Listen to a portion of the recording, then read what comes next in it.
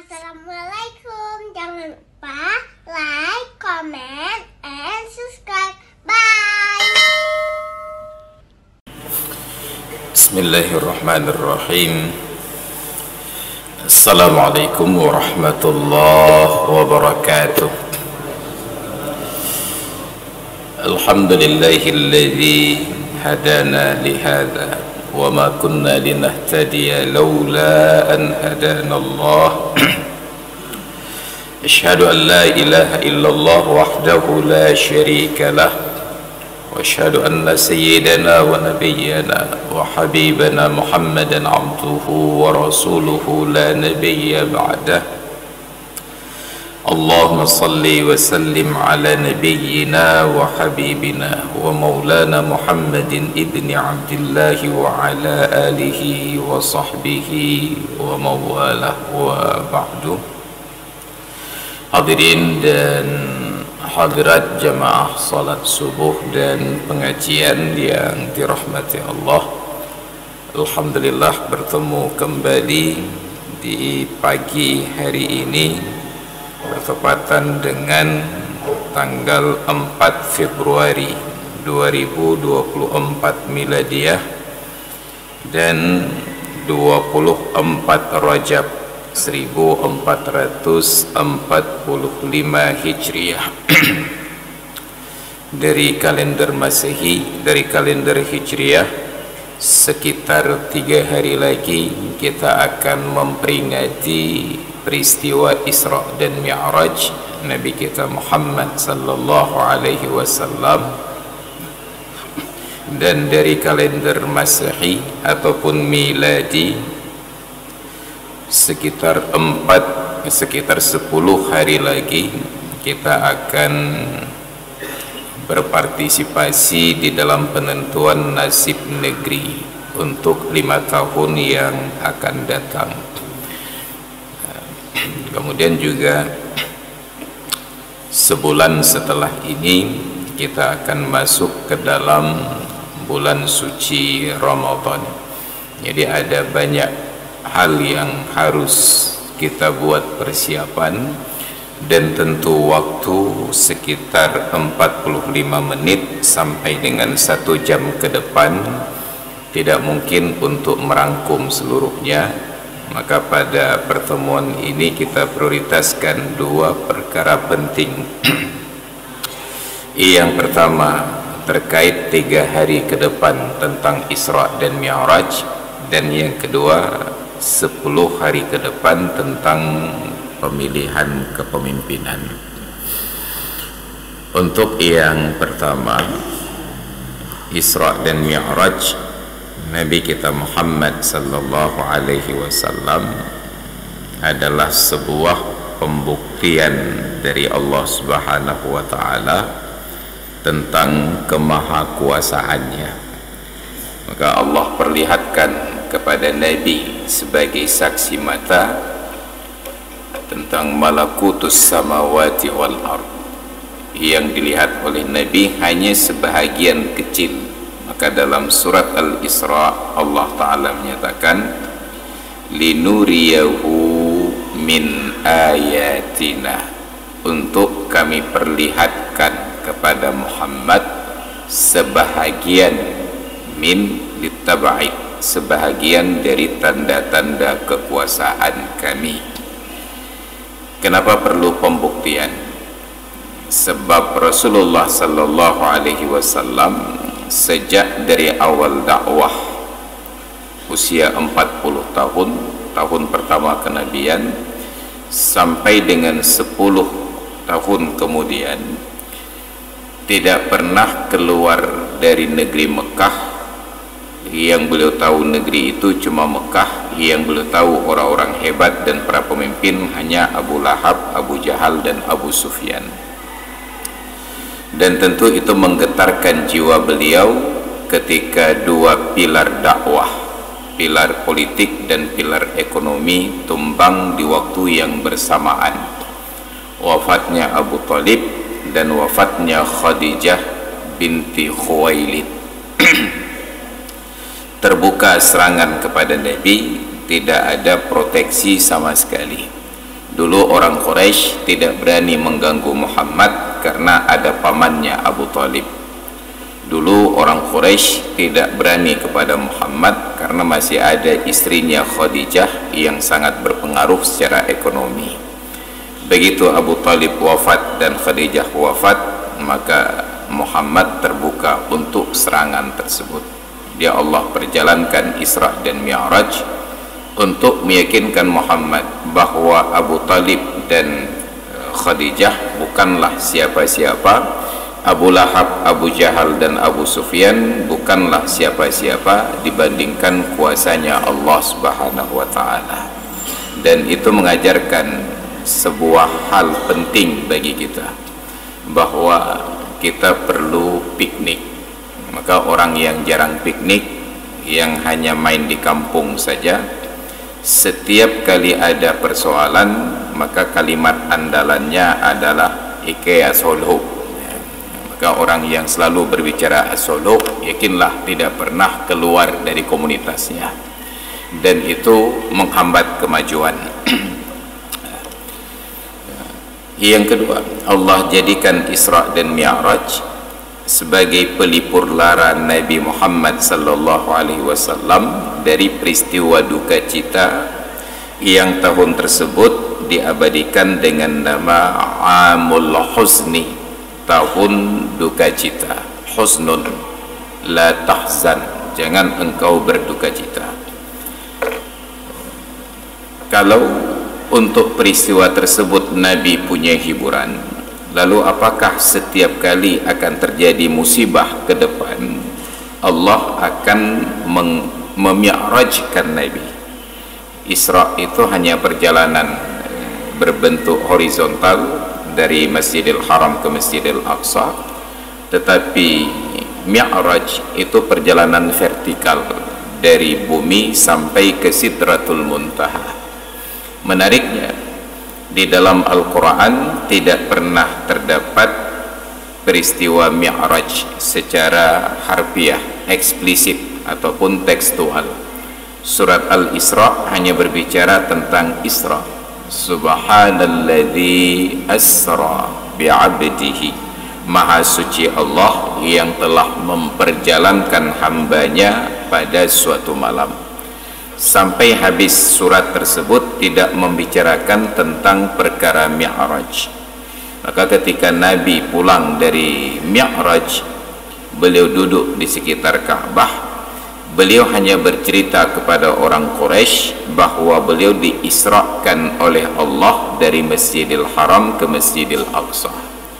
Dan untuk Isra yang sederhana itu saja mereka membantahnya. Lalu untuk apa bersusah payah menjelaskan tentang Mi'raj? Palestina menteng hai patih dia pegang langit lah. Maka Nabi hanya katakan tentang Isra. Qad usriya bi al-lailata ila al-Masjidil Aqsa. Saya sudah diperjalankan malam tadi ke Masjidil Aqsa. Orang-orang Quraisy itu bersorak, Muhammad sudah gila, padahal istrinya dan pamannya baru saja meninggal dunia. Salah seorang di antara Quraisy yang hadir ini keluar dari kerumunan secara khusus mendatangi Abu Bakar Siddiq radhiyallahu anhu. Waktu itu Abu Bakar belum ke masjid karena belum ada perintah salat kepada umat, baru sampai kepada Nabi. Hanya untuk menggoyang iman Abu Bakar. Apa katanya? Wahai Abu Bakar, sahabatmu Muhammad baru saja buat pengakuan bahwa semalam dia diperjalankan ke Masjidil Aqsa. Kamu percaya? Apakah badannya curung pungon yang petih? Apa jawaban Abu Bakar? Lau kana Muhammadun qad qala faqad saddaqtuhu wa in qala qad urija bihi ila sama. Bila benar Muhammad sudah berbicara demikian, maka saya percaya ucapan Muhammad. Jangankan ke Masjidil Aqsa, bahkan kalau Muhammad katakan dia sudah naik ke langit, saya percaya. Padahal Nabi belum menyebut tentang peristiwa naik ke langit. Abu Bakar gahalam pegah kau petih. Kalau benar Muhammad yang bicara, jangankan ke Masjidil Aqsa, ke langit pun dia naik, saya percaya. Makanya Abu Bakar diberikan gelar oleh Nabi As-Siddiq, yang sangat mempercayai. Beda dengan kita sekarang. Kalau ada orang sangat percaya ucapan kita, itu dalam bahasa Inggris disebut dengan yes man. Yang dipegang saja pokoknya. Padahal kita bukan orang yang terpercaya. Ilmunya tengkunya pegah barang gapu petih. Padahal tengkunya tidak ada jaminan untuk bebas dari haba sulit. Maka nauzubillah, ada perbedaan. Ini ujian keimanan. Maka sahabat-sahabat Nabi yang beriman makin teguh keimanannya, yang tipis-tipis imannya, dia kembali murtad ke agama sebelumnya, kembali menyembah berhala dan percaya bahwa Muhammad itu sudah gila. Nauzubillah. Di ketika Nabi Isra Mi'raj karena duka cita, maka Allah berikan hubungan khusus memori tentang Isra Mi'raj itu di dalam salat. Ketika menghadapi duka cita yang lain setelahnya, Nabi tidak perlu lagi naik ke langit karena sudah terhubung dengan jalur khusus ke langit, yaitu dengan salat. Maka Nabi menyatakan, as-salatu mi'rajul mu'minin. Salat itu adalah mi'rajnya orang-orang yang beriman. Jadi ketika Nabi menghadapi masalah-masalah besar setelah peristiwa Isra, beliau hanya perlu menunaikan salat. Istri buat masalah, beliau salat. Maka ketika suatu hari ikatan persaudaraan istri-istri Nabi, itu kena IPHI, Ikatan Persaudaraan Haji Indonesia, hanya IPSI, Ikatan Persaudaraan Istri-istri Nabi, datang menemui beliau hanya ingin menggugat fasilitas yang diberikan untuk mereka. Maka istri-istri Nabi ini bertanya, ya Rasulullah, bukankah kami ini istri-istri Anda? Iya. Dan bukankah Anda seorang Nabi dan seorang Rasul? Betul. Dan bukankah Anda juga pemimpin umat ini, semacam presiden lah di zaman sekarang? Iya. Lalu kenapa kami istri-istri Anda ini tidak seperti istri seorang penguasa?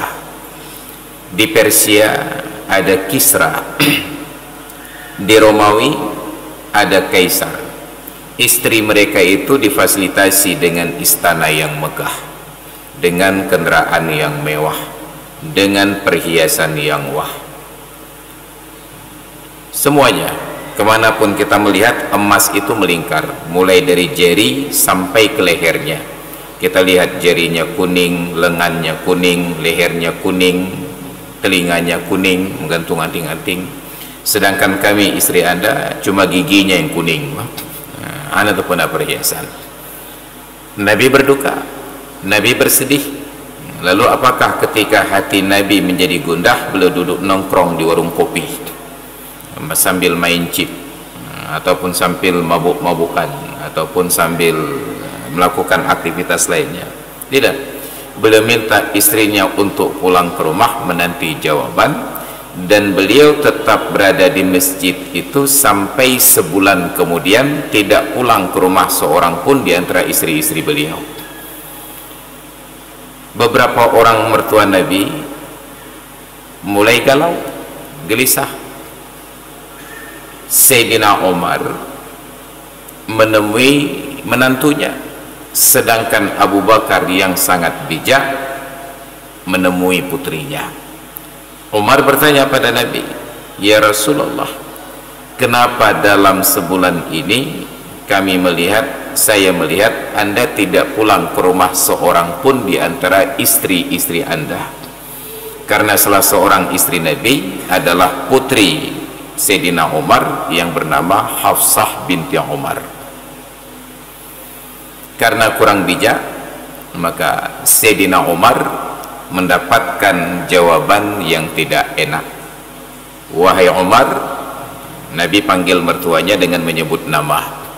Kenapa? Karena usia Nabi lebih tua 4 tahun daripada usia Umar. Usia Nabi lebih tua 3 tahun daripada usia Abu Bakar. maka menyemita ayah tuan bet dua tuhan boleh beh tuhan nyong ayah tuan.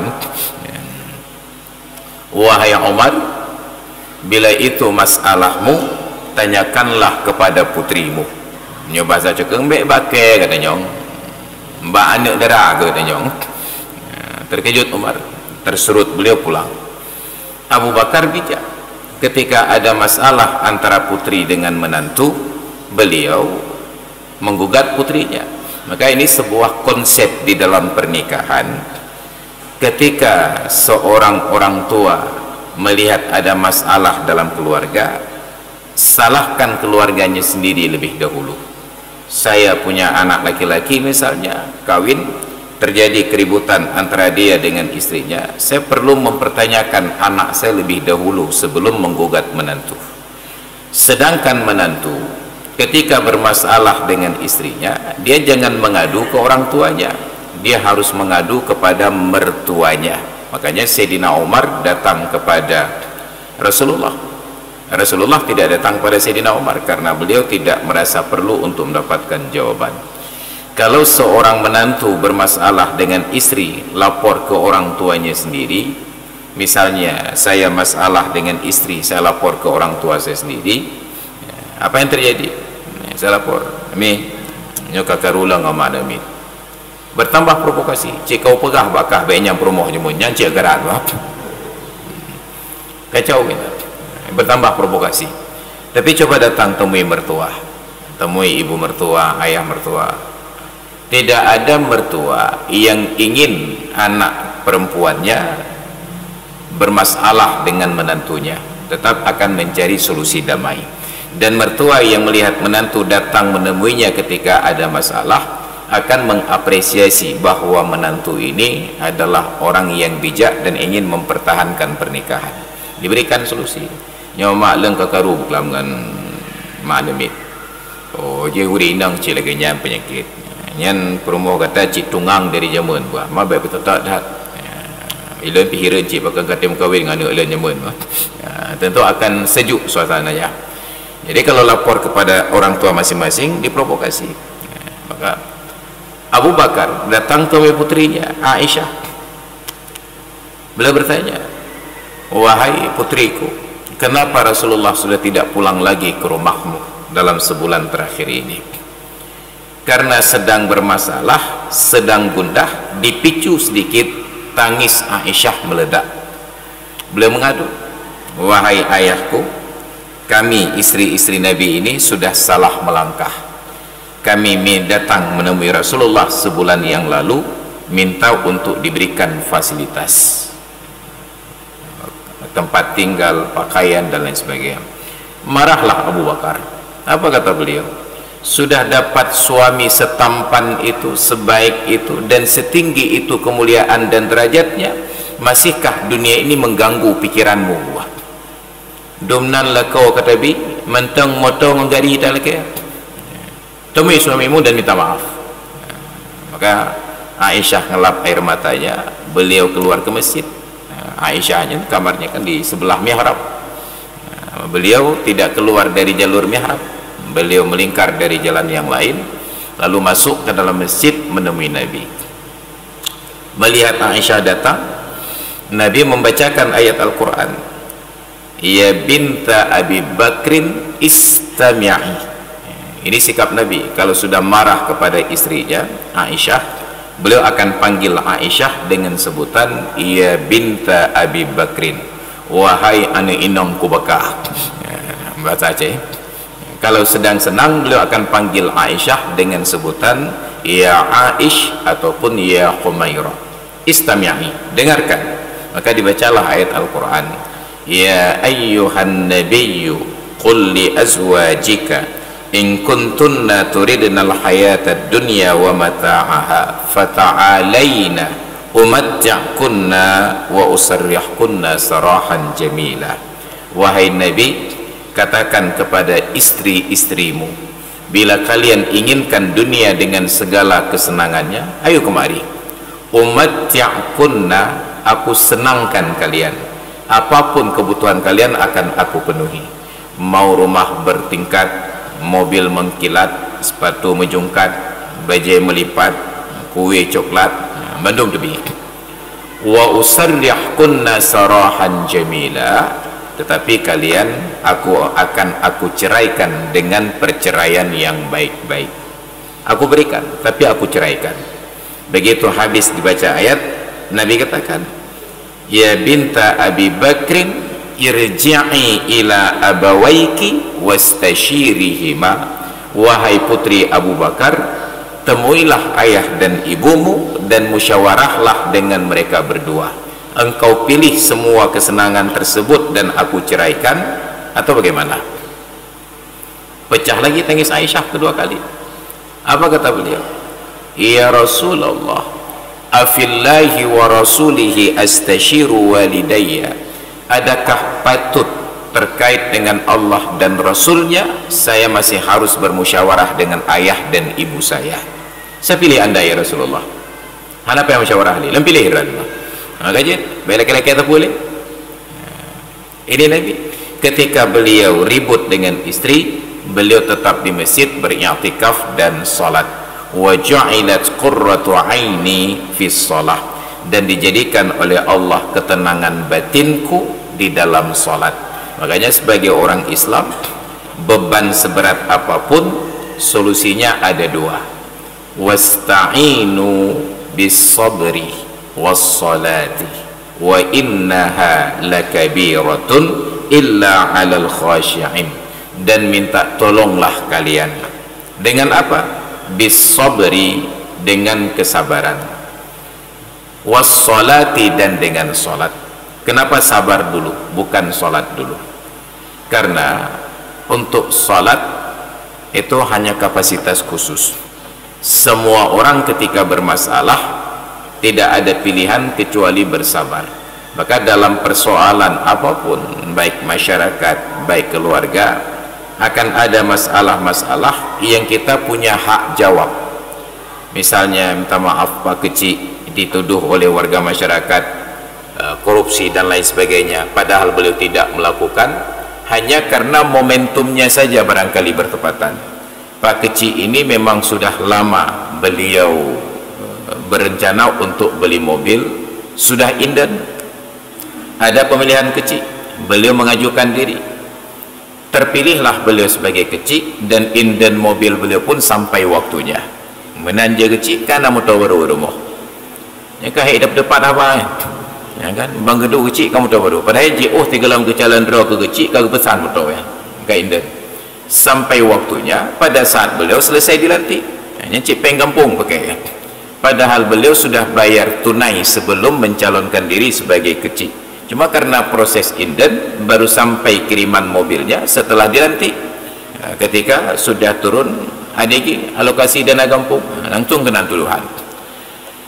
Maka beliau berikan hak jawab, beliau sampaikan ke warga masyarakat, bapak-bapak dan ibu-ibu, bapak tu hafid, saya perlu luruskan, mobil ini tidak bisa hari ini punya uang besok dibeli. Saya sudah pesan mobil ini jauh-jauh hari, kata kalau pesan, cuma ada kehendak Allah, watelun kecil terpilih, orangnya lantik tengah rintat. Karena warga kampung tidak pernah beli mobil, kepikir belum motor baru lagi, belum motor second, tinggal ijak kena jalan batoh jok pengpo, enggak tahu ada proses inden, tidak ada yang persiapan apa pegah, mereka hana agot. Maka dalam kondisi kita sudah menjawab dan orang tidak percaya, sabar menjadi jawaban. Tunggu saja, nanti waktu akan menjawab. Paling kurang ketika pertanggungjawaban ADG tahun yang lalu, oh mahana korupsi kau mesti ten pak kecilnya, kau betul pengen, maka ada waktu yang menjawab. Ribut dalam keluarga, dituduh selingkuh lah oleh istri ataupun istri dituduh selingkuh oleh suami, setelah diberikan penjelasan tidak mempan, maka bersabarlah, waktu akan menjawab. Oh ternyata bukan demikian. Maka ketika saya bermasalah di dalam kajian dituduh Wahabi dan lain sebagainya, akhirnya perdepanan, seiring waktu terjawab, oh rupanya kan Wahabi legaran, baru lagi maaf. Ada hal-hal yang kita minta tolong pada kesabaran, wassalah, dan dengan salat. Maka orang ketika sudah merasakan kenikmatan salat, beban seberat apapun itu akan menjadi ringan ketika dia menunaikan sholat. Karena itulah Rasulullah menyatakan wa ju'ilat qurratu aini fis shalah, dan dijadikan oleh Allah ketenangan batinku ketika aku sholat. Begitu ada masalah dengan istri, beliau duduk di masjid sholat. Begitu ada masalah dengan sahabat yang tidak patuh, beliau sholat. Begitu bertemu dengan musuh yang berat, beliau sholat. Ini pengajaran dari Rasulullah. Makanya kepada caleg-caleg yang akan menghadapi ujian berat, ini perlu membiasakan diri untuk sholat. Saya ketemu seorang kawan pengusaha elektronik. Beliau datang beberapa waktu yang lalu setelah musibah kemarin. Beliau bercerita, ini Pak Ustadz, saya agak sedikit sibuk melayani telepon sambil kita duduk, karena saya ada pesanan AC sebanyak 80 unit, kata beliau. 80 unit AC. Dia tanya, so lihat perlu AC apa? Rumah sakit jiwa. Maka puasa lihat apa? Persiapan untuk caleg-caleg gagal. Jadi rupanya rumah sakit jiwa sudah berbenah dari sekarang, untuk mempersiapkan ruangan rawatan khusus untuk caleg-caleg gagal. Jadi yang caleg yang akan gagal anak puyo kena AC dan baru rumah sakit jiwa kayak besar. Ini cerita kawan tersebut. Beliau datang pagi-pagi jam 8:30 ke rumah, datang untuk bertakziah, duka cita, tapi sibuk sekali. Setiap kali telepon, saya telepon. Baru beliau minta maaf, beliau katakan, "Nyona pesanan AC 80, boh perlu segera terpasang." Rupanya tempat di rumah sakit jiwa. Maka perlu membiasakan diri untuk sholat. Nah, barulah sisi yang kedua, kita menjelang 14 Februari, 10 hari lagi. Pemilihan pemimpin dalam beberapa waktu terakhir ini selalu saya ulang-ulang. Mudah-mudahan juga ada guru-guru kita yang lain yang menyampaikan bahwa orang-orang yang baik, jemaah-jemaah masjid, orang yang menjaga sholat berjamaah dan lain sebagainya yang baik-baik, sangat penting untuk berpartisipasi aktif.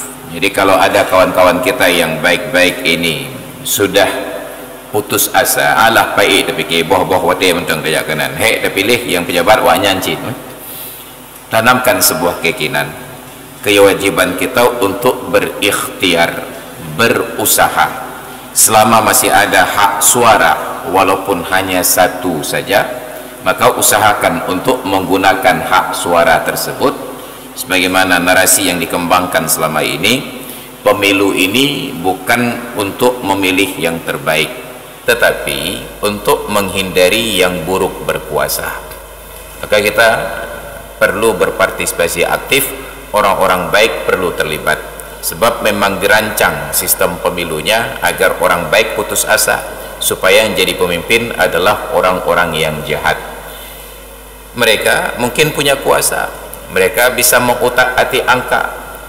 Kalaulah kita tidak beriman kepada Allah Ta'ala, mungkin kita tidak perlu terlibat. Tapi karena faktor keimanan, kita punya sebuah pegangan. Silahkan mereka buat makar, mereka kuasai semua sistem, mulai dari KIP, KPU, Bawaslu dan lain sebagainya, sampai kepada Mahkamah Konstitusi.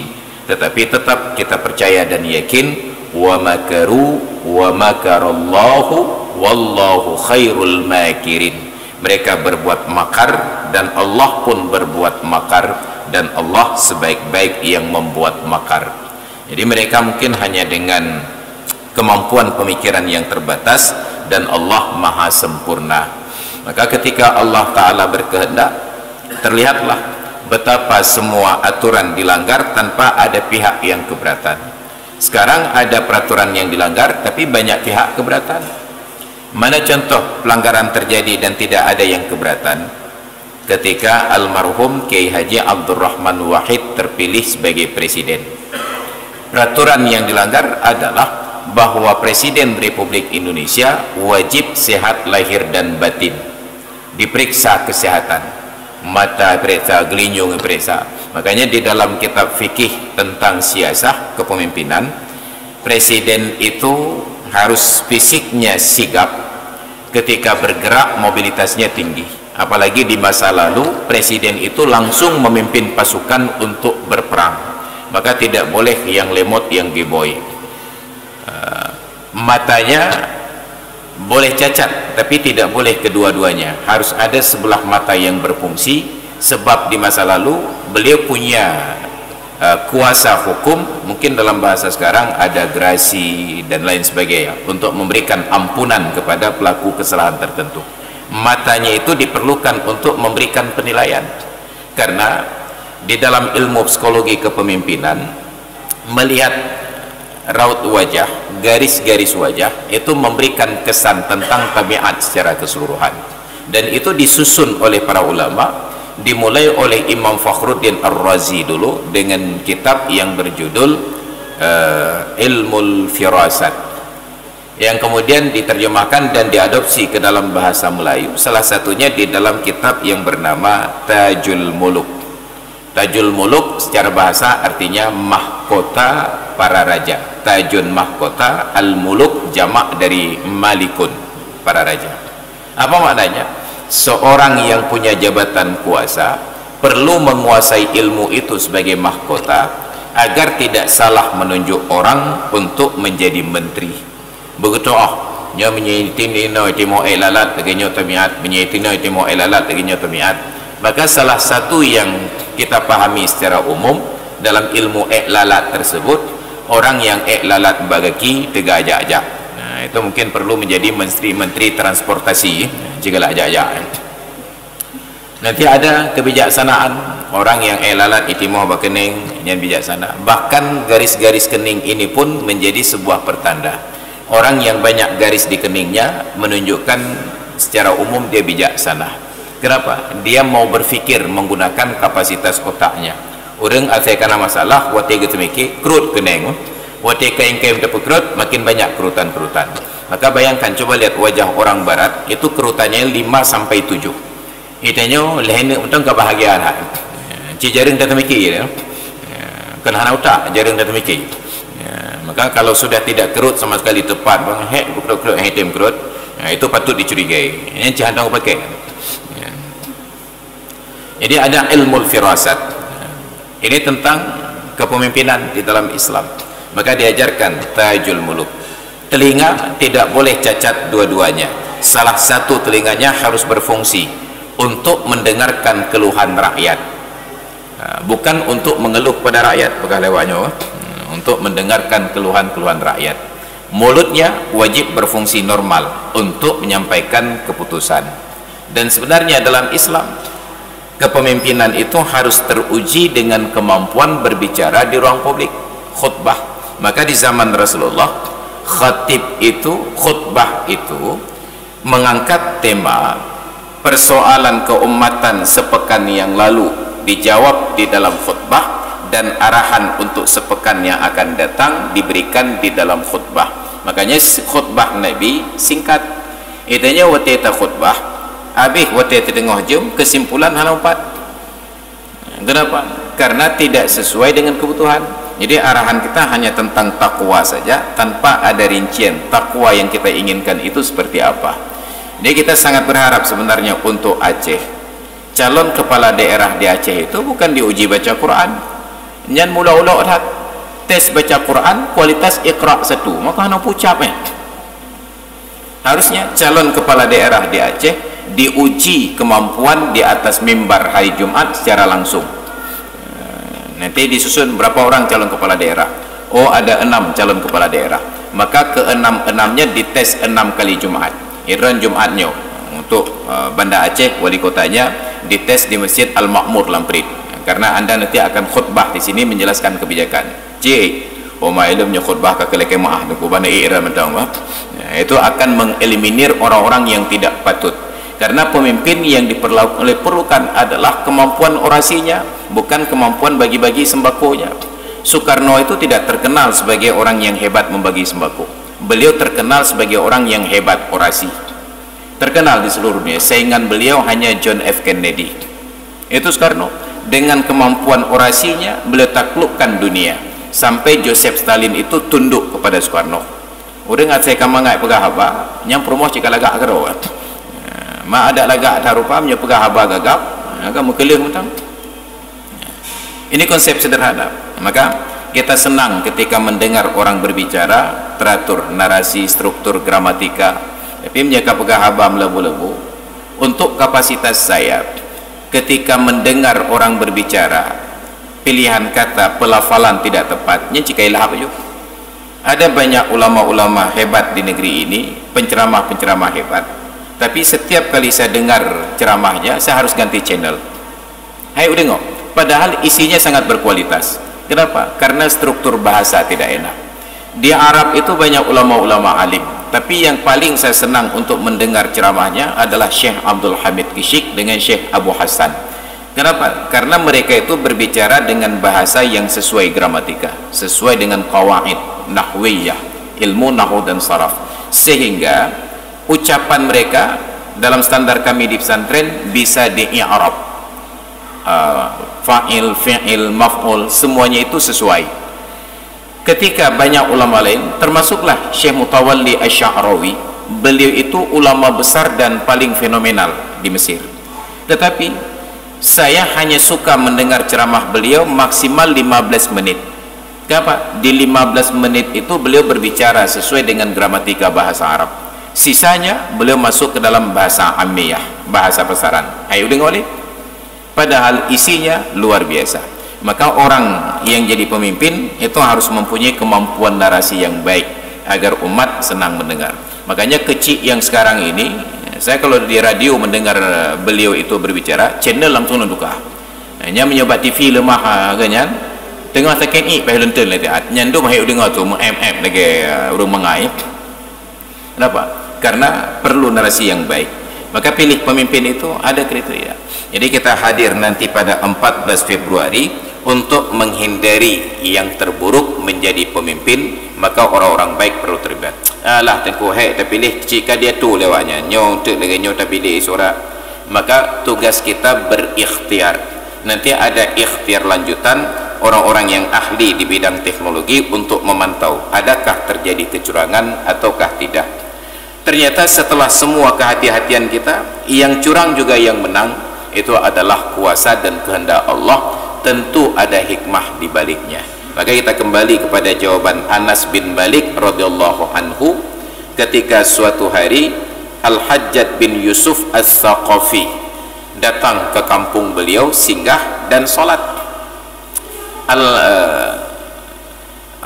Anas bin Malik setelah Rasulullah wafat, beliau tidak tinggal di Madinah. Beliau merantau untuk berdakwah. Di tempat tinggal beliau lewatlah rombongan Al-Hajjaj bin Yusuf As-Saqafi. Itu semacam panglima TNI-nya pada masa kekuasaan Yazid bin Muawiyah. Beliau itu di masanya Husain bin Ali cucu Nabi dipenggal. Masuklah rombongan ini, sholat berjamaah. Al-Hajjaj jadi imam. Warga kampung mengetahui imamnya Al-Hajjaj, tidak ada seorang pun yang masuk dan berjamaah. Mereka tunggu di luar. Tidak berselang lama, datang Anas bin Malik dan beliau melihat kiri kanan orang berdiri, beliau masuk ke dalam takbiratul ihram dan ikut imam kepada Al-Hajjaj bin Yusuf. Terheran-heran orang kampung. Begitu rombongan ini selesai dan berangkat, mereka masuk ke dalam dan menggugat sikap Anas bin Malik. Wahai Anas, tahukah anda siapa imam solat anda tadi? Apa jawaban beliau? Iya. Bukankah itu Al-Hajjaj bin Yusuf As-Saqafi? Anda kenal dia? Iya. Anda tahu apa yang sudah dilakukan oleh Al-Hajjaj? Beliau katakan, iya. Dia yang mengeksekusi cucu kesayangan Nabi Husain bin Ali bin Abi Thalib. Makin heran mereka. Anda mengenalnya, Anda mengetahui perbuatannya, sedangkan Anda adalah asisten pribadi Rasulullah, 10 tahun hidup di dalam rumah Nabi, berinteraksi dengan keluarga Nabi, ikut imam kepada orang yang membunuh cucu Nabi. Ini gugatan orang kampung. Apa jawaban Anas bin Malik? Iya, karena saya mencintai Nabi, dan Nabi yang saya cintai itu pernah menyatakan, sallu khalfa kulli barrin aw fajirin.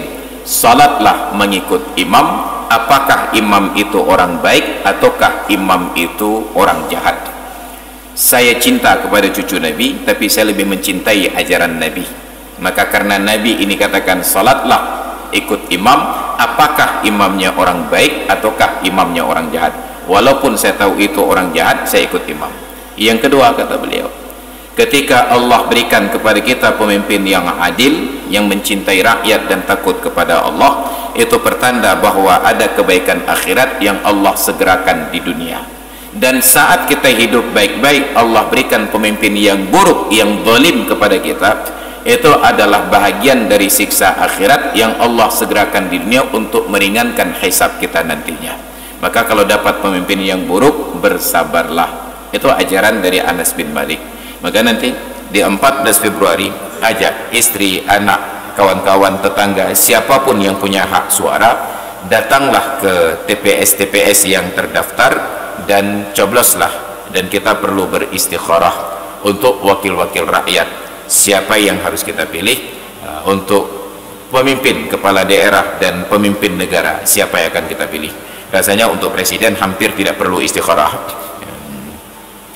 Mudah-mudahan Allah berikan kepada kita pemimpin-pemimpin yang baik, dan syaratnya perhatikanlah integritas. Saya selalu menyarankan jangan pernah memilih karena dibayar. Ingat, itu masuk kategori sogok. Jangan hanya gara-gara 100.000 masuk neraka. Maka kalau ingin masuk neraka yang banyak sedikit lah. Ini tertuh ribet namun neraka maka ruga orang ya. Jadi punya kena medina, baik medina ngori nang bro. Mita ju yang lega kamahan. Ada tamu neraka dan nikmat baju hidupnya. Maka kalau ingin disogok, jangan 100.000 untuk 5 tahun, 200.000 5 tahun. Belum jadi aku 500.000 bebek ni tak ada. Minimal mintalah 100.000 untuk setiap bulan dalam masa kekuasaannya. Maka 5 cun ya, maka kalau sebulan 100.000, setahun 1.200.000, 5 tahun 6 juta rupiah. Maka temui caleg, Pak, menyakena sogok kamu better tu ribe 200.000 tu di jaklung. Hansip juga. Belum cip. Cibulan masa kekuasaan tertuh ribe. Menyelimong tu 6 juta tiroro kamu. Yang menyejuk pengkele 6 juta suara leng keran gua. Pertanyaannya, siapa yang sanggup bayar satu suara 6 juta? Hanya orang-orang yang punya akses kepada modal yang murah dan mudah.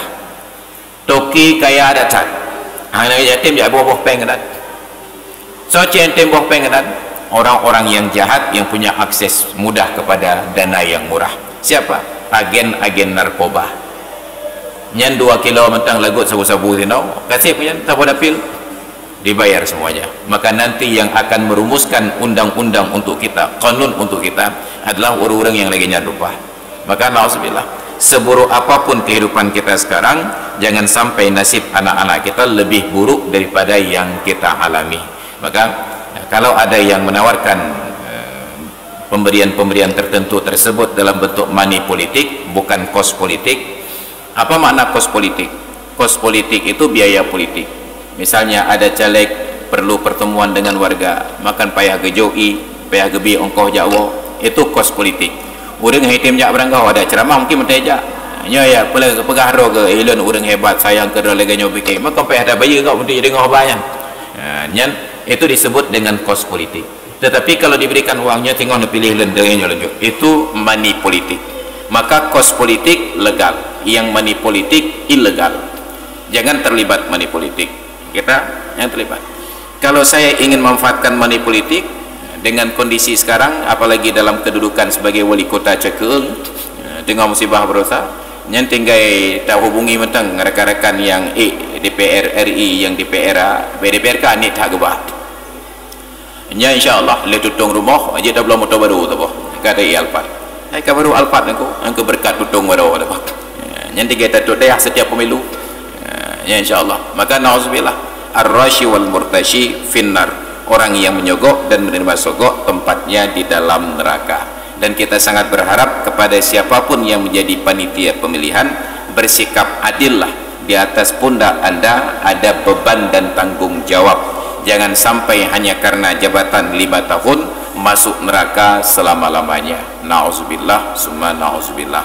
Hadirin dan hadirat sekalian yang dirahmati Allah, karena waktu pula sudah jam 6 lewat 50 menit dan syuruk hari ini 6 menit lagi terbit matahari. Maka jangan terburu-buru untuk salat sunat syuruk. Kita ambil waktu 6 menit ini. Bila ada pertanyaan disilahkan dengan segala hormat.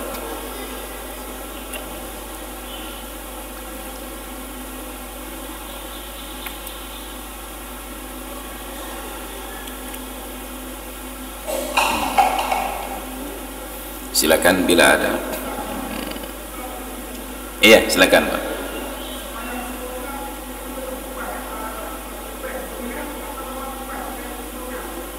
Syuruk.